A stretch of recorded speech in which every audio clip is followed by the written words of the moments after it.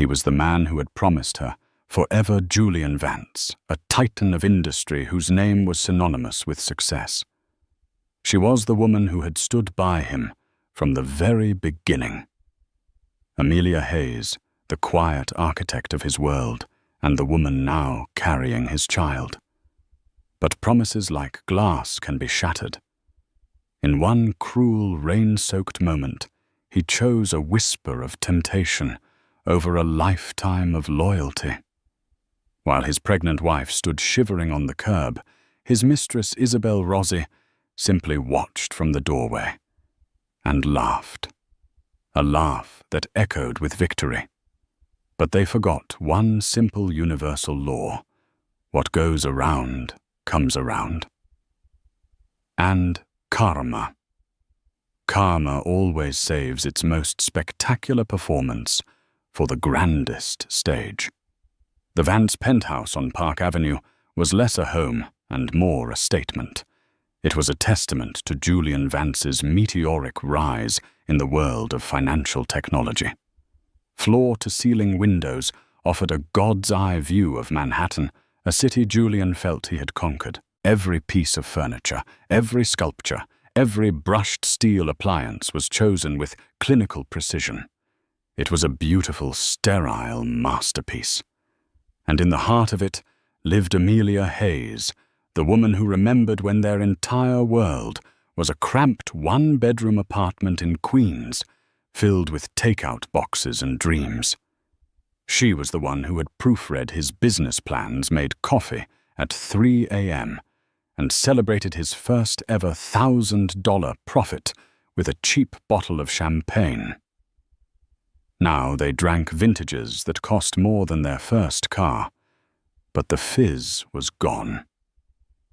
Amelia, 6 months pregnant, ran a hand over her swelling belly.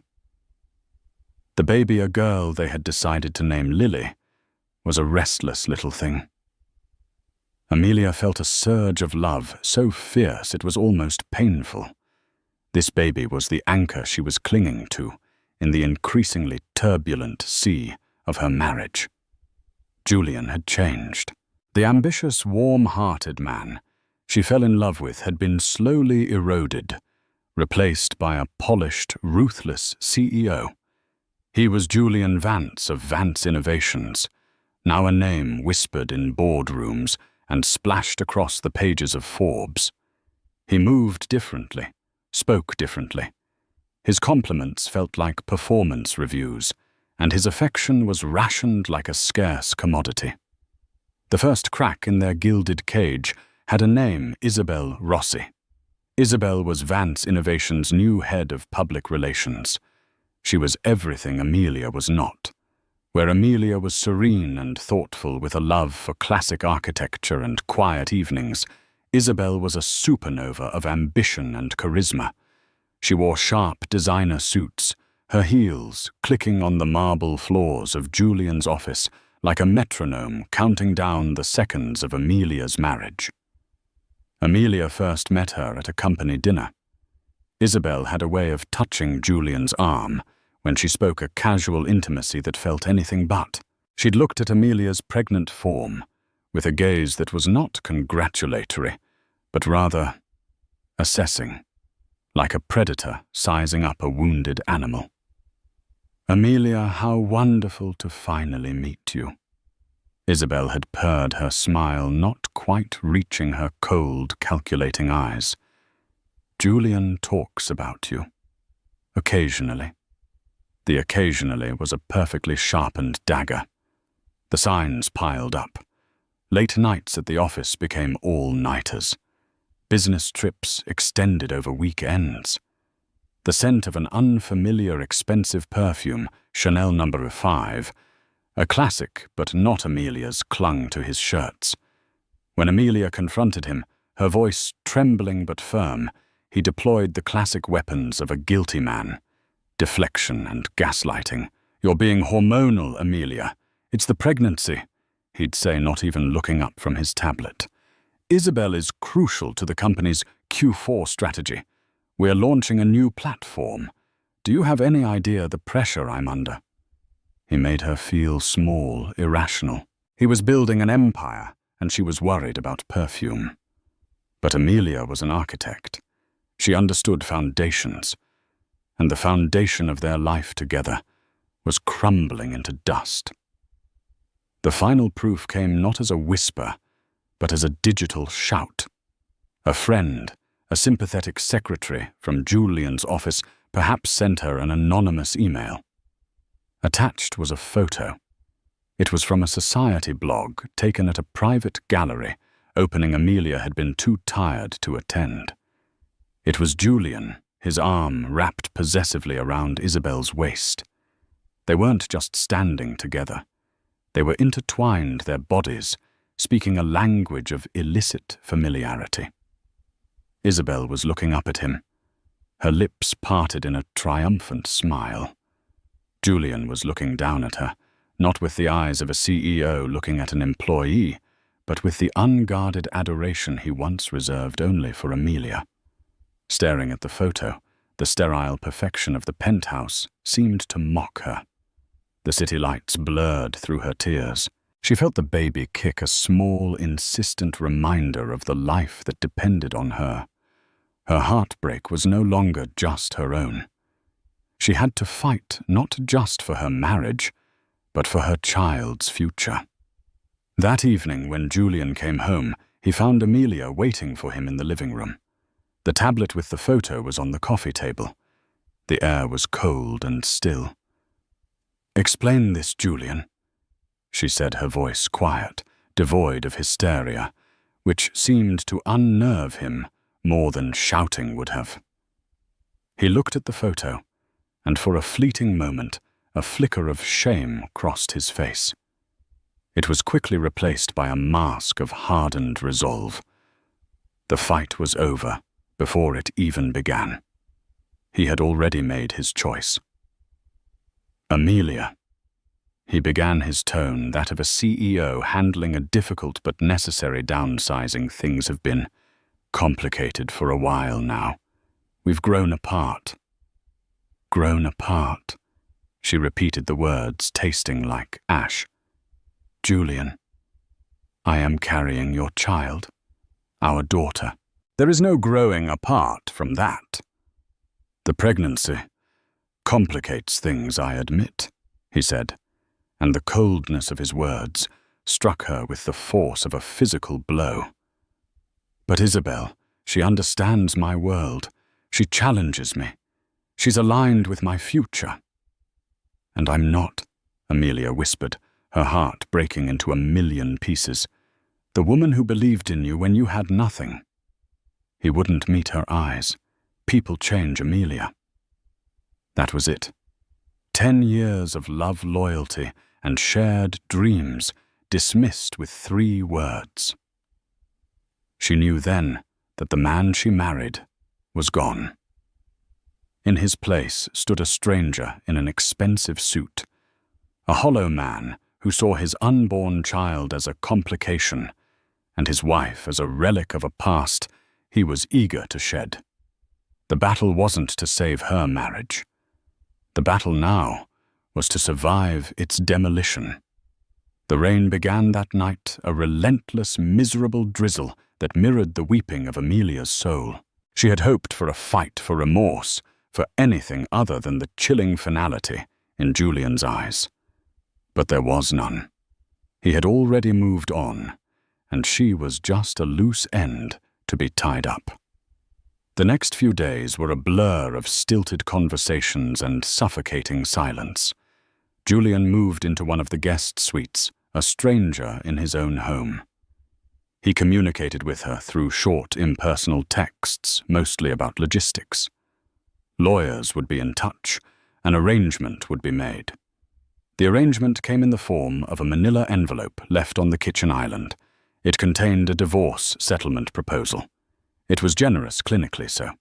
It offered her a lump sum that would ensure she never had to work again, a trust for the baby, and a list of available high-end apartments. It was a severance package for a decade of her life. Appended to it was a non-disclosure agreement that would gag her from ever speaking about their life or his infidelity. He wasn't just divorcing her. He was trying to erase her. Amelia didn't want the money. She wanted the life they had built, the future they had planned for their daughter. She wanted the man who held her hand in the hospital during the first ultrasound and cried when he heard the tiny, fluttering heartbeat. Where had that man gone? The final brutal act happened a week later. Amelia was packing a small bag of personal items, photographs, a book of poetry he'd given her. Her mother's locket when she heard the front door open. It wasn't Julian. It was Isabelle. She stood in the grand foyer as if she owned it, dressed in a blood-red dress that seemed to defy the gloom of the day. She surveyed the apartment with a proprietary air, her eyes finally landing on Amelia. "I thought I'd come and see the progress," Isabelle said, a smug little smile playing on her lips. "Julian felt it would be better if you expedited your departure. It's awkward, you understand." Amelia felt a cold fury rise within her, a protective instinct for herself and her unborn child. "This is still my home, Isabelle. You have no right to be here." Isabelle laughed, a short, sharp sound that echoed in the cavernous room. "Oh, darling, don't be so naive. A home is just property. And this property is about to be under new management. I'm thinking of a complete redesign. This whole aesthetic you have. It's so gentle. So last season." Each word was a calculated cruelty. Just then Julian walked in. He stopped short when he saw the two women, a flicker of discomfort on his face. "Isabelle, I told you to wait in the car," he said, his voice tight. "I got impatient," she purred, walking over and linking her arm through his. "I wanted to make sure things were moving along. We have dinner reservations at Per Se, and I need time to change." Amelia looked at Julian, pleading with her eyes. "Say something. Defend me. Defend our history." He just looked away, his jaw tight. "Amelia, the lawyers said you agreed to be out by the end of the week. It's better to just get this over with." "Get this over with." Amelia's voice finally broke. Tears streamed down her face. "This is our life, Julian. You can't just throw it away for her." She gestured towards Isabelle, whose smile only widened. "It's already done," Julian said, his voice flat and devoid of emotion. "The sooner you accept it, the easier it will be." He started to walk towards the door, pulling Isabelle with him. Overwhelmed by a tidal wave of grief and desperation, Amelia followed them. She reached out her hand, landing on Julian's arm. "Julian, please, don't do this. Think about Lily. Think about our daughter." It was the wrong thing to say. His face hardened into a mask of pure, cold fury. He turned his body tense. "I told you. It's over." He pulled his arm away from her grasp, but he did it with such force, such dismissive anger, that Amelia, caught off balance, stumbled backward. Her heel caught on the edge of a rug. For a terrifying, heart-stopping moment, she was airborne, her arms windmilling as she tried to regain her footing. She landed hard against the hallway console table, a sharp pain radiating from her hip.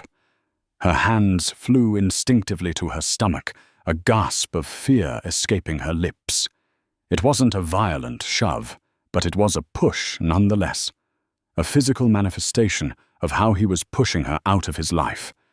It was careless, it was cruel, it was final. He froze his eyes wide with a flash of what might have been horror. But before he could act, before he could say a word, Isabelle stepped in front of him, blocking his view of Amelia on the floor. And then she laughed. It wasn't a giggle. It was a throaty, genuine, triumphant laugh. A laugh that said, "I have won. You have lost. And it is glorious." "Oh my," Isabelle said, looking down at Amelia with mock concern. "So clumsy.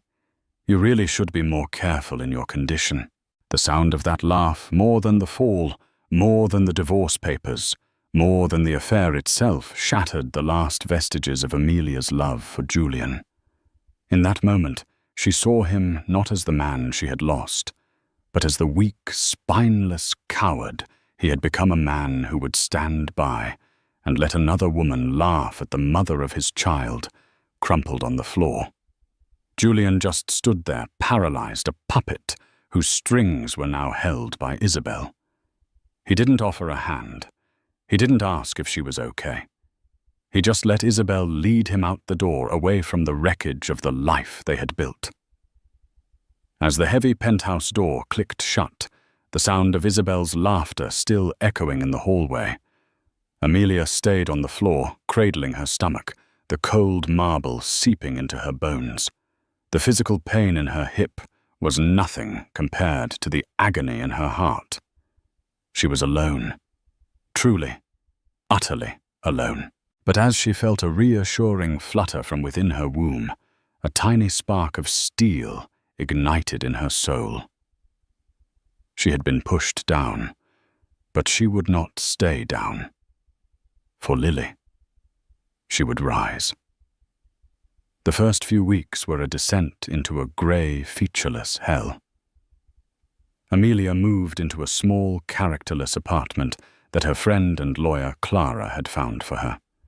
The silence was the loudest thing in the room, a constant screaming reminder of all she had lost.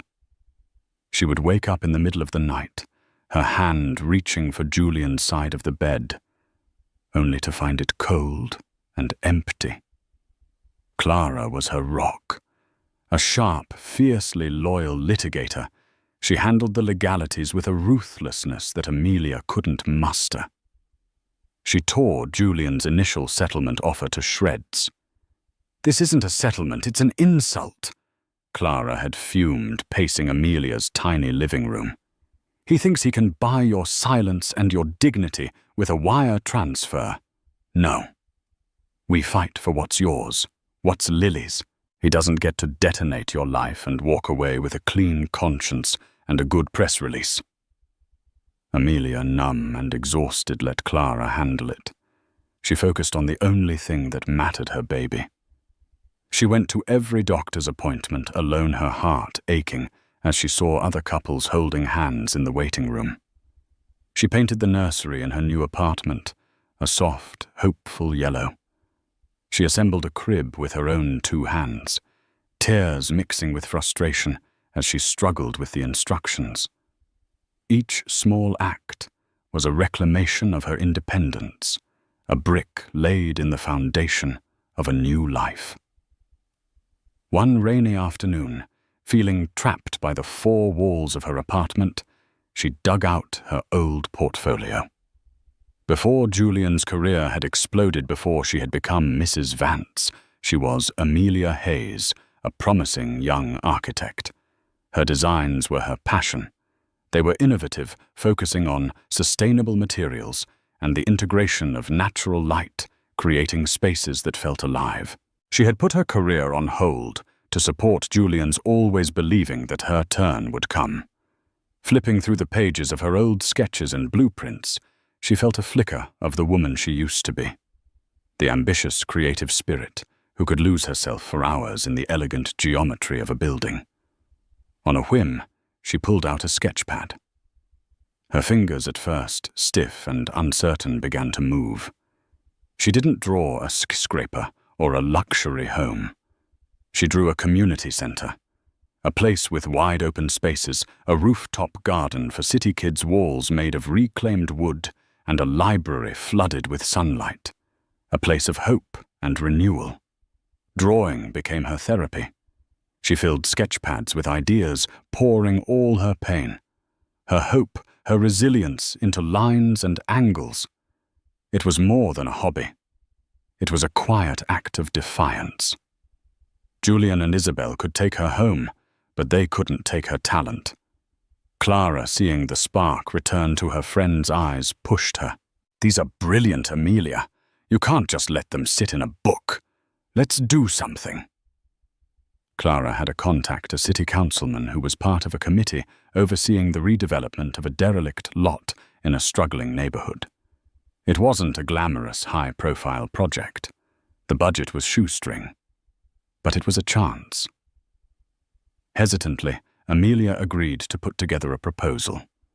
She worked tirelessly, fueled by coffee and a burning need to prove mostly to herself that she was more than just Julian Vance's discarded wife. She built a scale model on her small dining table using recycled cardboard and balsa wood. Her final design for the Greenleaf Community Hub was breathtaking. It was practical, beautiful, and deeply human. She presented it to the committee in a drab, windowless room. She was nervous, her voice shaking at first. But as she started to describe the solar panels, the rainwater harvesting system, the way the central atrium was designed to foster interaction, her passion took over. She wasn't selling a building. She was sharing a vision. They were blown away. A small independent firm was chosen for the project, Hayes Design Studio, a name Amelia had registered just days before the presentation. Her first client check was for an amount smaller than Julian's weekly wine budget, but when she held it in her hand, it felt like $1 million. It was hers. She had earned it. While Amelia was quietly laying the first bricks of her new life, Julian and Isabelle were cementing their status as Manhattan's new power couple. They were everywhere in gossip columns, at charity galas, on the cover of a society magazine with the headline, "The Vances 2.0, a perfect partnership." The article painted Julian as a visionary, rejuvenated by a new love, and Isabelle as the brilliant strategist behind his renewed success. There was no mention of a pregnant ex-wife. She had been successfully erased. One evening, exhausted after a long day of dealing with contractors, Amelia saw them on TV. It was an interview from the red carpet of some tech awards ceremony. Isabelle was wearing a glittering silver dress, dripping with diamonds. She leaned into the microphone, her voice smooth as silk. "Julian's genius is that he's always looking forward," she said, squeezing his arm. "He doesn't get bogged down by the past. It's all about innovation, disruption, and building a better future." Julian beamed, preening under her praise. Watching them, Amelia didn't feel the familiar stab of pain. Instead, she felt a strange sort of pity. Their world was built on a lie, a glittering facade of innovation and future that was propped up by cruelty and betrayal. Amelia looked down at her own hands, smudged with graphite, and a bit of dirt from the construction site. She was building something real, something tangible, something that would bring light and hope to a community. Let them have their red carpets and their flashbulbs. She was an architect. She knew that a structure built on a rotten foundation, no matter how beautiful it looks, is destined to collapse. And she was content to wait and to build. Months bled into one another. Amelia's world became a cycle of prenatal appointments, long hours at the Greenleaf construction site, and quiet evenings sketching new designs. Hayes Design Studio, operating out of a small shared workspace, began to get noticed. The Greenleaf project, despite its small budget, was generating positive buzz in architectural circles for its innovative eco-conscious design. A prominent design blog ran a feature on it, calling it a quiet masterpiece of community-focused architecture. The article mentioned Amelia Hayes as a fresh, vital new voice in urban design. Her name was starting to exist on its own, untethered from Julian's. Then Lily was born. Holding her daughter for the first time, Amelia felt a profound sense of peace. All the pain, the betrayal, the loneliness of the past year melted away in the face of this tiny, perfect human. Lily had her mother's calm blue eyes and a stubborn little chin that was all Julian. Looking at her, Amelia's resolve hardened into something unbreakable. Her fight was no longer about her own vindication. It was about building a world of integrity and strength for her daughter. Julian had been legally notified of the birth. He did the bare minimum required by the courts. Child support payments arrived on time, transferred electronically, as impersonal as a utility bill. He sent an ostentatiously large bouquet of flowers to the hospital with a card that read, "Wishing you well," signed with his sterile corporate signature. He made no request to see his daughter. Isabelle, it seemed, had won that battle too. Isabelle's reign as the new Mrs. Vance was absolute. She had successfully orchestrated a complete rebranding of their lives. The Park Avenue penthouse was gutted and redecorated in a style she called assertive modernism, a cold, imposing collection of black marble chrome and brutalist art. She hosted lavish parties where the guests were not old friends, but rather a curated list of influencers, investors, and media personalities who could amplify the Vance brand. She had also inserted herself into Vance Innovations. Julian, blinded by her flattery and ambition, gave her a seat on the board as Chief Strategy Officer. She had a knack for and marketing, but she lacked a fundamental understanding of the tech world or the company's culture. Old guard employees loyal to the company Julian had built began to grumble. She was all style, no substance, making sweeping decisions based on optics rather than sound business principles. One of her pet projects was the Vance Foundation, a philanthropic arm of the company designed to generate positive press.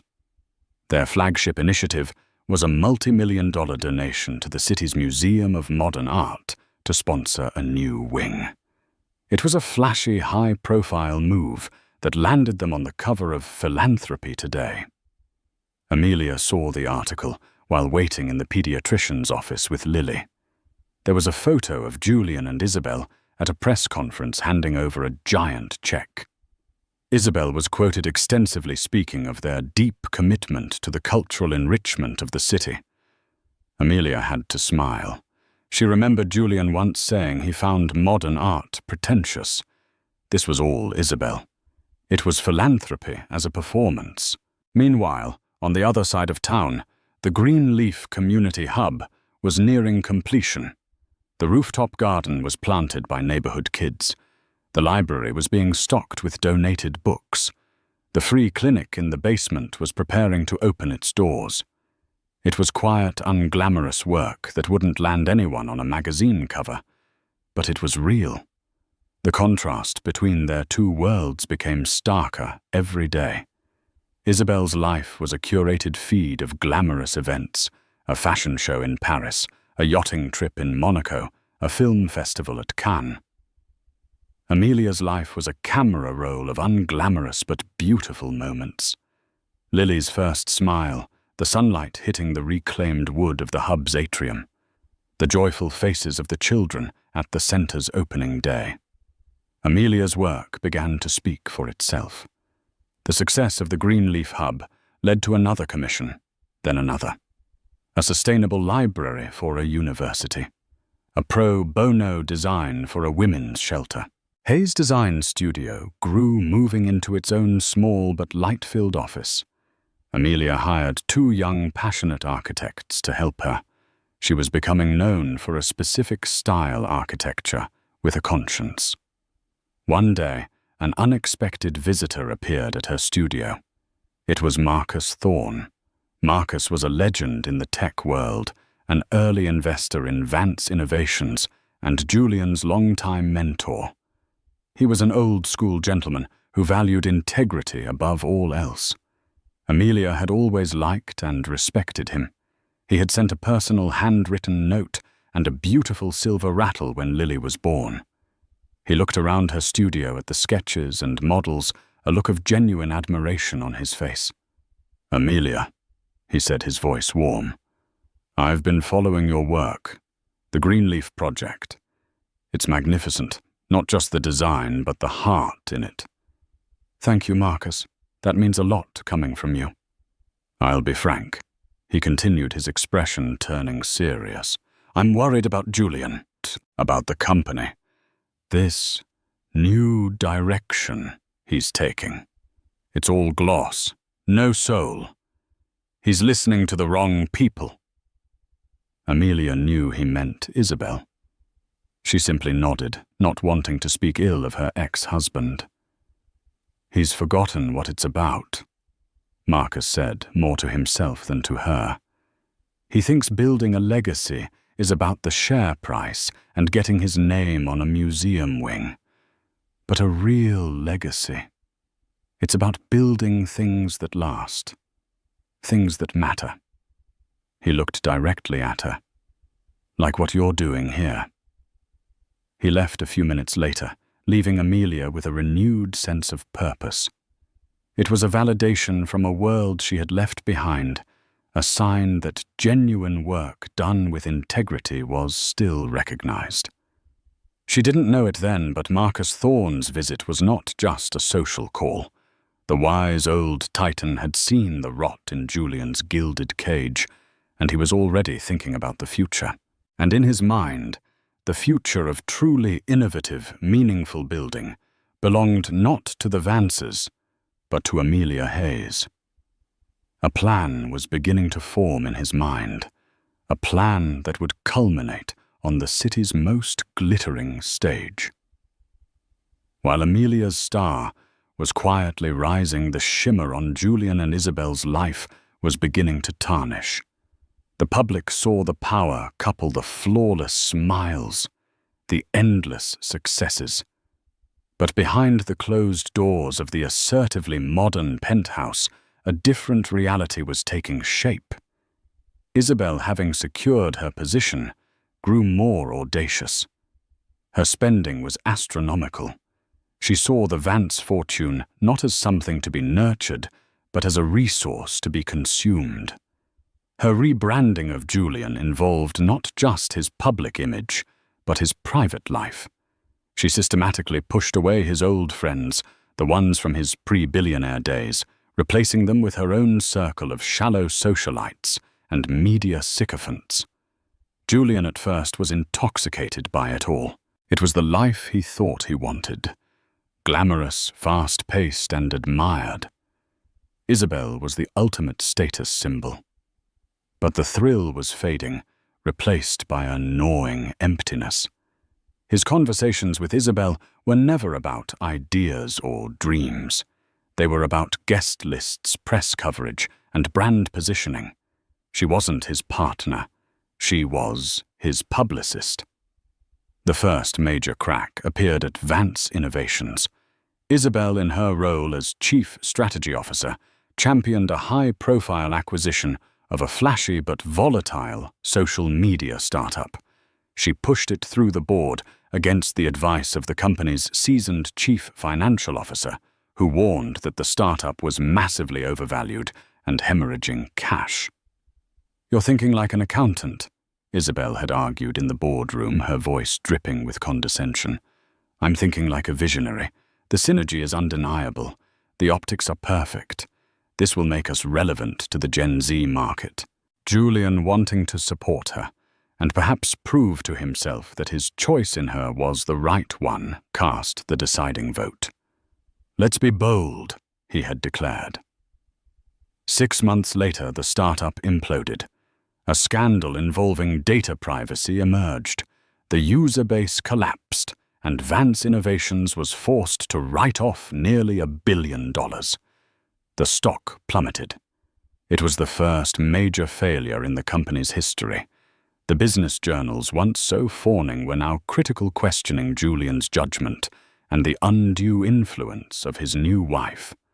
The fallout was brutal. The old CFO resigned. Morale at the company hit an all-time low. For the first time, Julian felt the cold grip of real fear.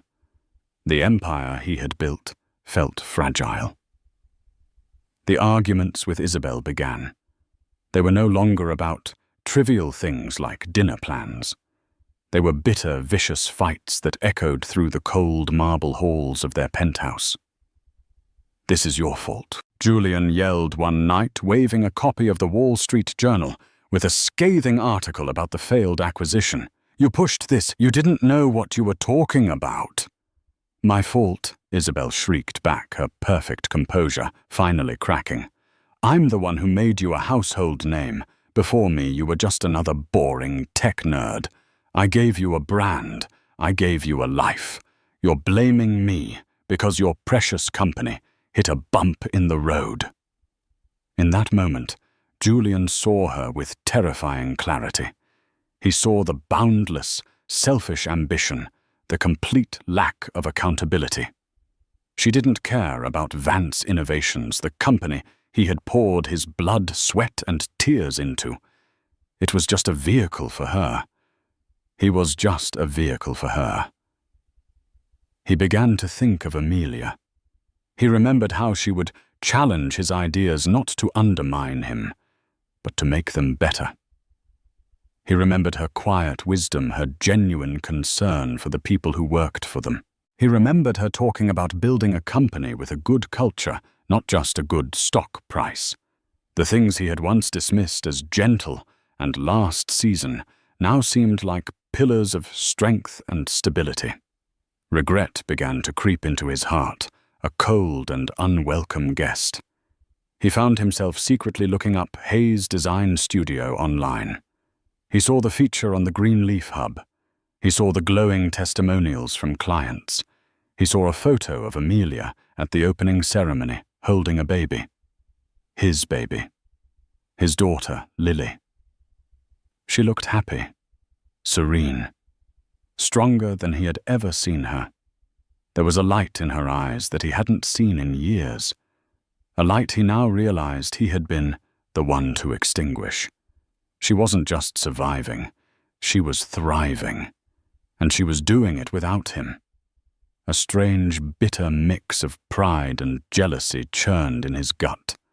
One day he ran into Marcus Thorne at a lunch club. "Julian," Marcus said, his tone cool. "Tough quarter. We'll bounce back, Marcus. We always do."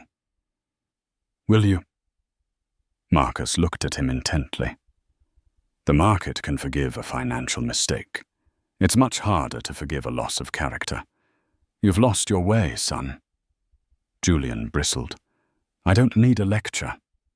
"No, you probably don't," Marcus said, his voice softening slightly. "You need a mirror. By the way, I saw Amelia the other day. She's doing remarkable things. Truly remarkable. And that little girl of hers, of yours, she's beautiful." The mention of Lily was like a physical blow. Julian walked away from the conversation feeling hollowed out. He went back to a cold, silent penthouse. Isabelle was out at a spa retreat with her friends. The brutalist art on the walls seemed to mock him. He had everything he thought he wanted. A trophy wife, a famous name, a life of unimaginable luxury. So why did he feel so utterly, miserably alone? Why did the memory of a small, cramped apartment in Queens, filled with cheap champagne and real laughter, feel more like home than this soulless palace ever had? The gilded cage had become a prison, and he was beginning to realize he was the only one with the key, but had long forgotten where he put it. The Innovator of the Year Gala was the premier event on the city's corporate calendar. It was a night of tuxedos, glittering gowns, and self-congratulation held in the newly renovated Grand Ballroom of the historic Astor Hotel. This year, the gala held special significance for Julian Vance. After the disastrous Q4, he needed a win. His PR team, led by a frantic Isabelle, had worked overtime to secure him the keynote speaker slot. It was to be his comeback, a chance to project strength and vision to put the recent failures behind him. Isabelle was a whirlwind of frantic energy. "Everything has to be perfect," she repeated like a mantra. She had bought a custom-made Balenciaga gown, a sheath of shimmering black sequins that was both elegant and menacing. She had a speechwriter craft Julian's address, peppering it with buzzwords like synergy, disruption, and forward paradigm thinking. "This is our night, Julian," she said, adjusting his bow tie in the limo. "We will remind them who we are." But her eyes held a flicker of desperation. She knew their social standing was as fragile as Vance Innovations' stock price. They arrived to a frenzy of flashbulbs. Julian put on his public smile, Isabelle on his arm, the perfect image of a power couple. They swept into the ballroom, a grand cathedral-like space, and took their seats at the head table right next to the evening's host and main benefactor, Marcus Thorne. "Julian, Isabelle." Marcus greeted them, his smile polite, but his eyes cool. "So glad you could make it." Across the vast ballroom, Amelia Hayes was feeling a quiet sense of disbelief. She was there not as a +1, but as a nominee. Hayes Design Studio was a finalist for the new Social Impact in Design Award for her work on the Greenleaf Community Hub. She had almost declined the invitation, as galas were not her world. But Clara had insisted. "You earned this, Amelia. You deserve to be in that room, celebrated for your own achievements." Amelia wore a simple, elegant navy blue dress that she'd bought off the rack. It was tasteful and professional. Her only jewelry was her mother's locket. She felt a little like an imposter among the couture gowns and glittering diamonds. But as she looked around the magnificent ballroom, a different feeling took over pride. She looked up at the soaring, intricately restored ceiling, the stunning modern chandeliers that seemed to float like constellations, the way the new acoustic panels were seamlessly integrated into the century-old moldings. She knew this room. She knew every detail of its restoration, because she was the one who had designed it. The Astor Hotel renovation had been her first major high-profile project after the Greenleaf Hub. The hotel's ownership group had been looking for a designer who could respect the building's history while modernizing its functionality. They had been impressed by her portfolio and her philosophy. It had been a challenging, all-consuming job, and she had poured her heart into it. But it was a closely guarded secret who the architect was. The hotel planned a major press reveal the following week. Tonight, no one knew that the very space they were celebrating in was a testament to her talent. The evening wore on. Awards were given out. Speeches were made. Amelia clapped politely, her heart thumping in her chest. Then Marcus Thorne took the stage. "Good evening," he began, his voice commanding silence. "We are here tonight to celebrate innovation. We often think of innovation in terms of technology, of apps and algorithms. But true innovation is about finding new ways to improve human lives. It's about building communities. It's about creating spaces that inspire, heal, and connect us." Julian and Isabelle watched from the head table, a polite smile fixed on Isabelle's face. She assumed this was the preamble to introducing Julian for his keynote.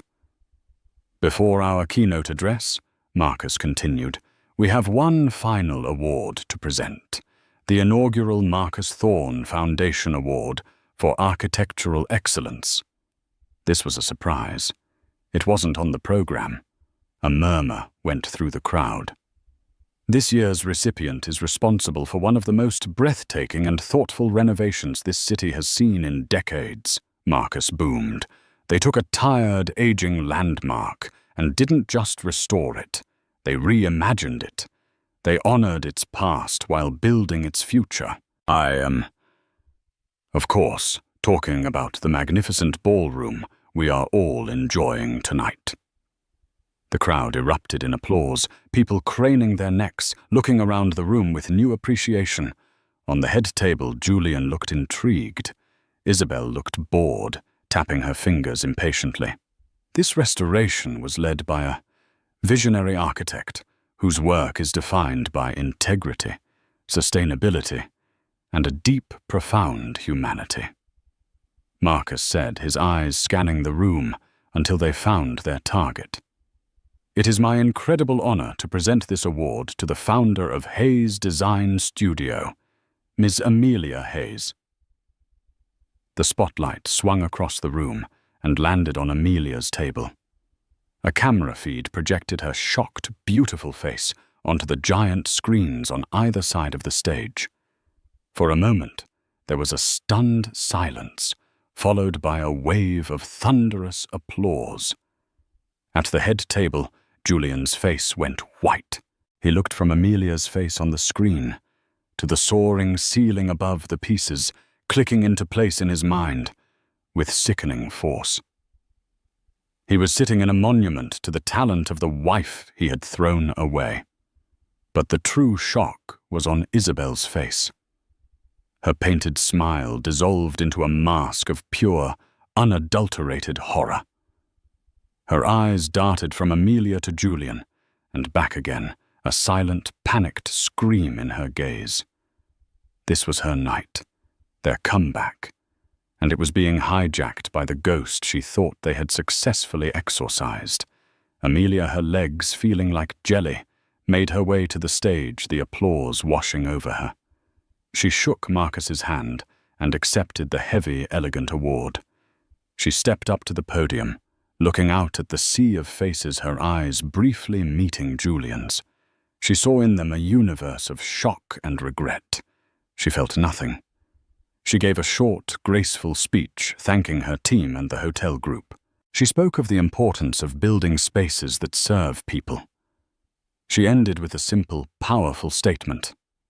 "I want to dedicate this award to my daughter Lily," she said, her voice clear and strong, "to remind her that you can build a beautiful future no matter what happens to your past."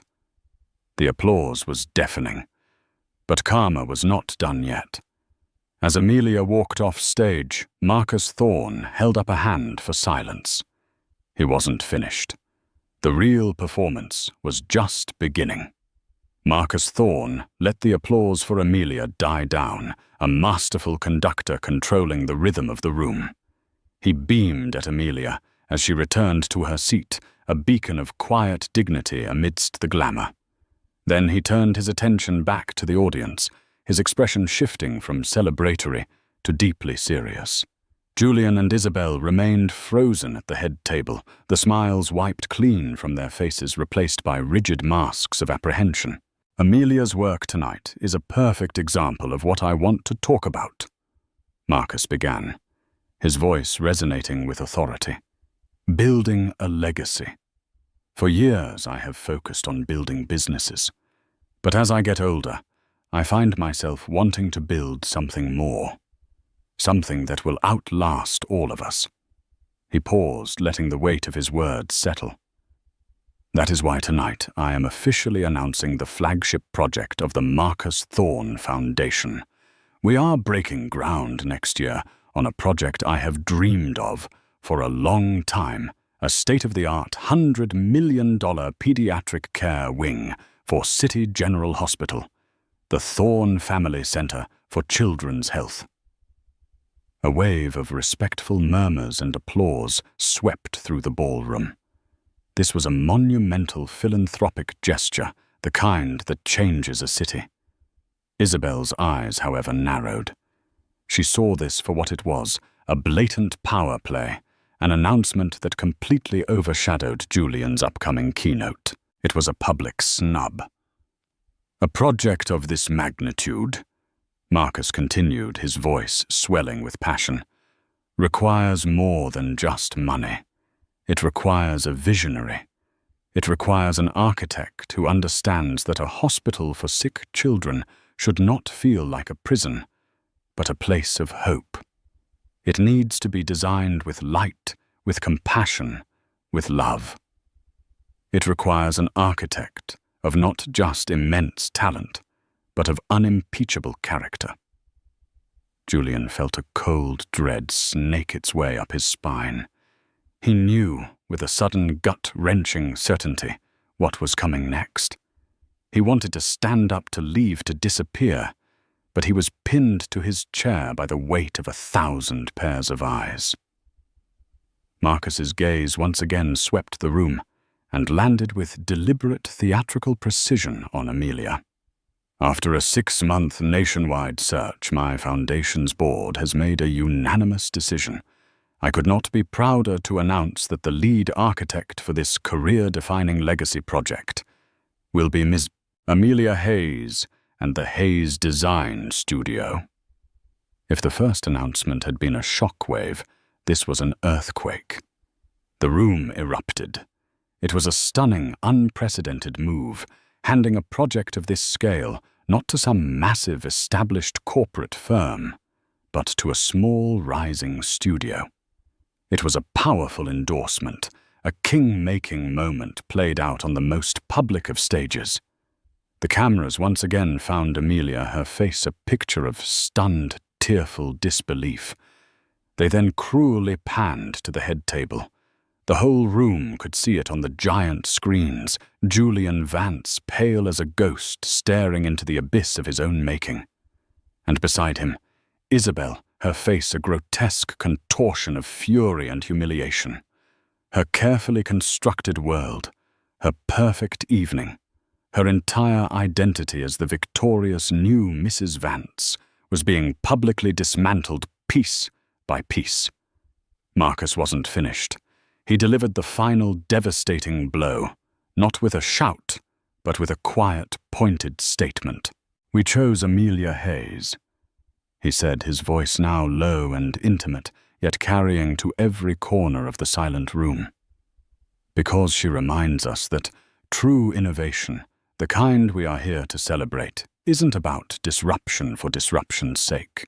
It's about construction. It's about building things that matter. It's about integrity.